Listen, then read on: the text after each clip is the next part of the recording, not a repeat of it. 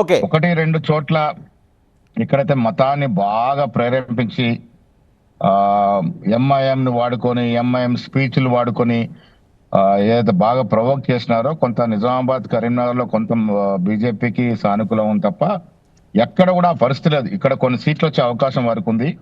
మిగతా ఎక్కడ కూడా బీజేపీ అసలు నామరూపాలు లేదు.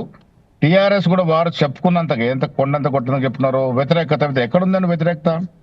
ప్రభుత్వం మీద ఎందుకు వ్యతిరేక ఉండాల్సిన అవసరమే లేదు. నాటి పరిస్థితుల్లో వారికి దొరుకుతున్న సంక్షేమం, వారికి దొరుకుతున్న అభివృద్ధి పట్ల సంతోషంగా ఉన్నారని రిజల్ట్ మనకు అర్థమవుతా ఉంది. ఇప్పుడు నా సొంత మండలం భీమ్గల్ ప్రశాంత్ రెడ్డి గారు మినిస్టర్ అక్కడ 12లో 9 గెలుచుకున్నాం మంచి మెజారిటీతో భీమ్గల్ మున్సిపాలిటీ. సో పబ్లిక్ లో హ్యాపీనెస్ ఉంది. వారికి అందుతున్నటువంటి సంక్షేమ సన్నబియ్యం కానీ, ఉచితంగా 200 యూనిట్ల కరెంటు కానీ, రేషన్ కార్డులు కానీ, ఇందిరమ్మ ఇల్లు కానీ వారు రుచిగా ఆస్వాదిస్తా ఉన్నారు. దాని రిజల్ట్ ఇవాళ జనరేట్ మున్సిపల్ ఎన్నికల్లో మాకు పడ్డటువంటి ఓట్ల శాతం. ఓవరాల్ గా ఎన్ని మెజారిటీ మున్సిపాలిటీలు అవుట్ ఆఫ్ 116 ఎన్ని మున్సిపాలిటీలు వస్తాయి అనుకుంటున్నారు అందాజ్?